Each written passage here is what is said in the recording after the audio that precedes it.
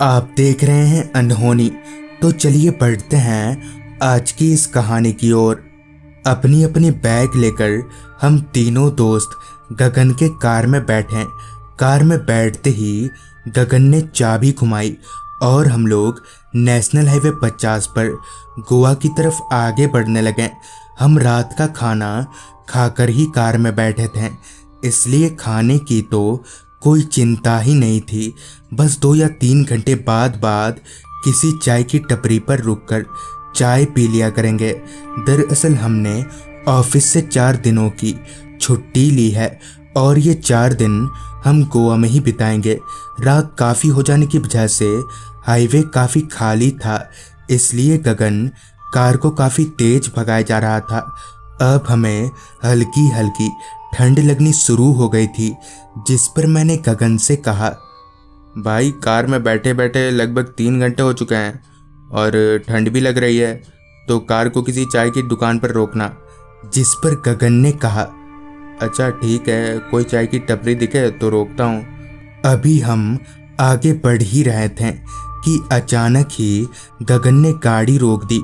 Car के रुकते ही जब मैंने बाहर देखा तो वहां पर एक चाय की टपरी थी, जिस पर मैं, गगन और विकास हम तीनों कार से बाहर निकले।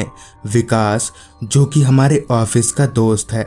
चाय पीकर हम लोग उस चाय वाले चाचा के चूल्हे पर हाथ सेकने लगे। अभी हम हाथ सेक ही रहे थे कि तभी गगन ने कहा, यार ये बोर्ड देखो जरा। मैंने जब अपनी निगाहें उस बोर्ड की तरफ घुमाई तो उस बोर्ड में गोवा जाने के 2 रास्ते बने हुए थे। पहला सीधा रास्ता था जिससे कि अभी हम जाने वाले थे, और दूसरा एक शॉर्टकट था जो कि हमें 3 घंटे पहले ही गोवा पहुंचा देता। जिस पर मैंने कहा, चलो यार इसी शॉर्टकट से चलते हैं। जिस पर हमारी बात सुन रहे उस चाय वाले ने कहा, नहीं नहीं बाबू साहब, ये रास्ता ठीक नहीं है, कहते हैं भूत प्रेत का चक्कर है। जिस पर मैंने धीरे से अपने दोस्तों से कहा, यार चुपचाप शॉर्टकट से निकल जाएंगे, चाचा को कुछ भी बताने की जरूरत नहीं है। इतना बोलने के बाद हमने उस चाचा को पैसे दिए और चुपचाप कार को उस शॉर्टकट वाले रास्ते की तरफ मोड़ लिया। वो रास्ता पहले वाले रास्ते से और भी ज़्यादा सुनसान था और जंगलों से घिरा हुआ था, और साथ ही अजीब सी सड़ी हुई बदबू थी उस रास्ते पर।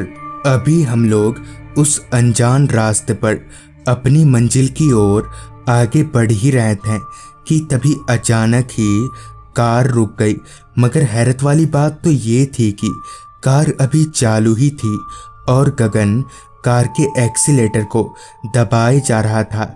ऐसा लग रहा था जैसे किसी ने हमारी कार को पीछे से पकड़ रखा हो। अभी हम ये सोच ही रहे थे कि क्या हुआ होगा कि इतने में ही एकदम से हमारी कार आगे बढ़ गई। कार की इस हरकत को देखकर एक पल के लिए हम घबराने लगे थे, मगर दूसरे ही पल हमने अपने आप को संभाल लिया। गगन भी अब थोड़ा बहुत डरने लगा था और डर के कारण उसने गाड़ी की रफ्तार और बढ़ा दी।